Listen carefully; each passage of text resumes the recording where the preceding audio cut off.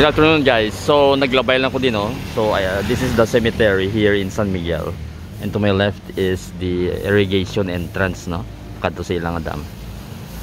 So after a few years mabalik kita dire and ma-explore lang kita. Actually though pwede din sa mo-consider natin niya daw foresty siyang area, no? It used to be nga namin na di ang ilang pasulod niya dalan, pero daw siguro wala na gid sa ma-preserve. So left right may mga kahoy nga different kinds, may mga kawayan kag may mga I think mahogany. So nag-visit kami di for a shoot. So tanawon naton kung ano na ang difference since the last time yari kami dire. So ari may kawayan guys.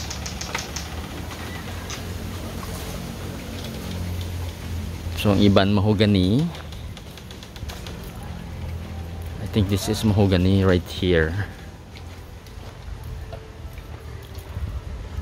So similar sa daw, well, sa maasin mayroon man niya daw foresty areas lapit sa ilang dam. So ini daw umaw man siya, so doon shaded area sa may mga kahoy. I think ini paho ni siya. So possible almost a century man ang age ni. And inyong ginaagyan puro mga dahon, mga dried leaves kinaga hulog na siya, no?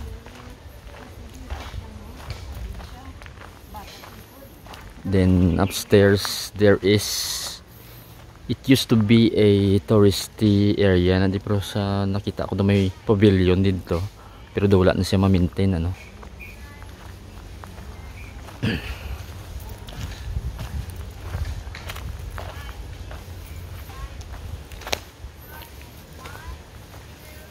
So doon may nag-practice na siguro nga mga students. I hope tani pila kadlaw the government i-revive ang ini nga area kay pwede ni siya for tourist.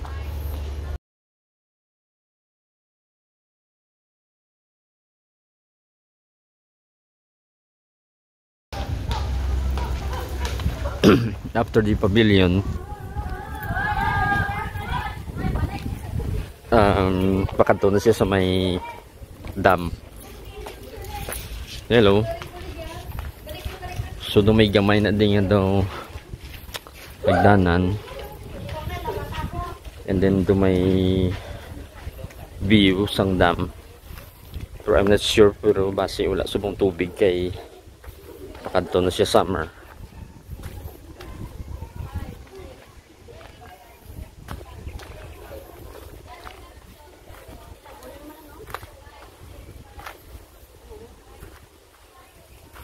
So it used to be dire sa una namin na din yung mga parts ng shaded areas nila, pero subong okay man subong, pero wala lang siya galing na maintain. So doon nagaguba na ang dike area. So even here we can now see the dam actually downstairs. So kung i-go yung straight mo na dire, it's more of like sobra na guys, 10 years yung wala ko di kabalik.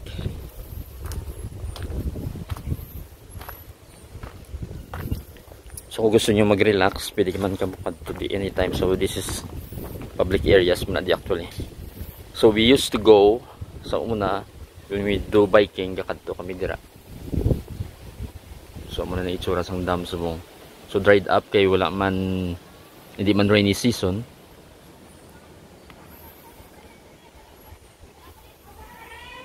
Then mga mahogany areas. So matry kita diri makadto i-view lang natin. Try natin mag-video karon sa other side dito.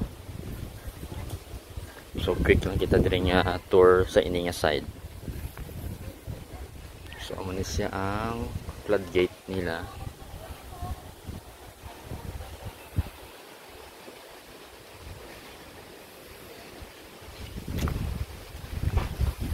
And then there's the other one right there. So we'll try karon sa other side nga mag-take sang video kung makaagi kita diri sa daw bridge nila nga gamay. Okay guys, so ari kita lapit diri sa no. So open man ko no. So I'll just show you this area nga diri nga flow actually in tubig. So currently wala siya galing tubig ano. So gamay lang siya ang flow. Pero sang una ga overflow na di kunting ululan ano. So currently gamay lang. Then medyo lubog siya subong siyempre kay hindi siya sa babaw gaagi which is usually diri. So medyo tinaw siya gamay since muddy ang area, so dulom or lubog ang tubig. Matry kita agi diri sa may bridge. So may bridge diri. This part ng floodgate which is this one.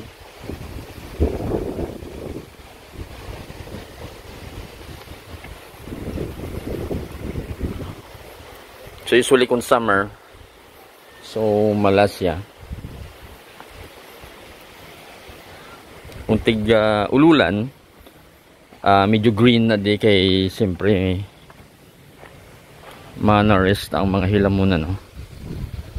So ining namin na di nga viewing area.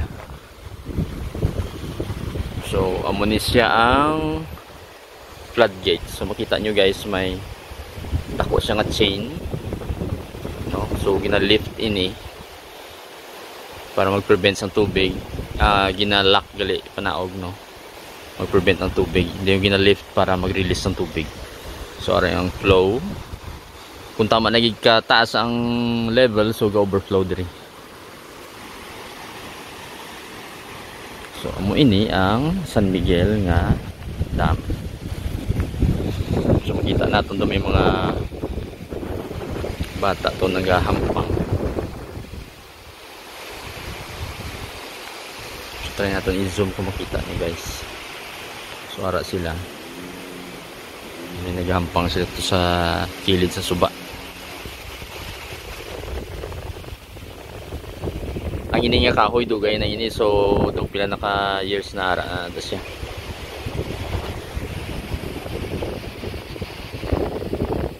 Currently wala man activity. There seems to be like a children's playground sa diri nga part ano. So makita nyo may slide.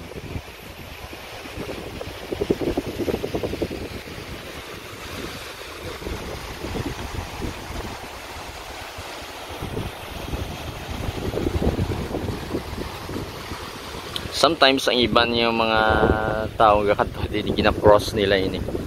Kay cement man kung low level man ang tubig ano. Then may mga kahoy man dito do kanami man nga view.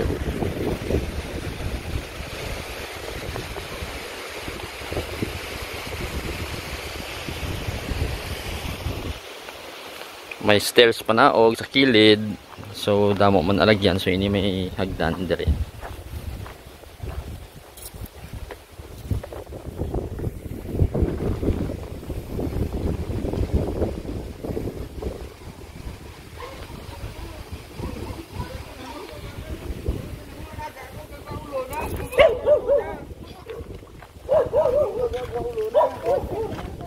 So kanina dito kita naghalin sa regular ang mga old equipment to, so naguba na guro ni. So kanina dito kita guys halin sa may hagdan niya to. So dire kita nag-agi, naglibot kita pakadto dire sa floodgate. So ini nga road actually leads to the main road which is near man sa Kainagin.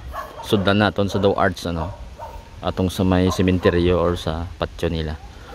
This is also I think century old na ning paho.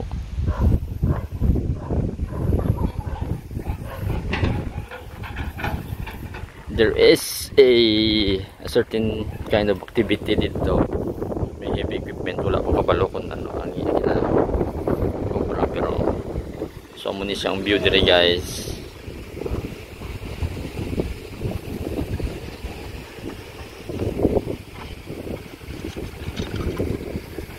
Basi dredging or gakuha sa isang balas.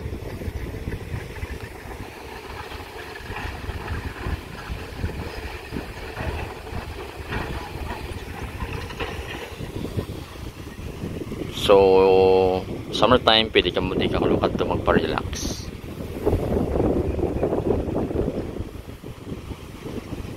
To the next video guys, thank you for watching.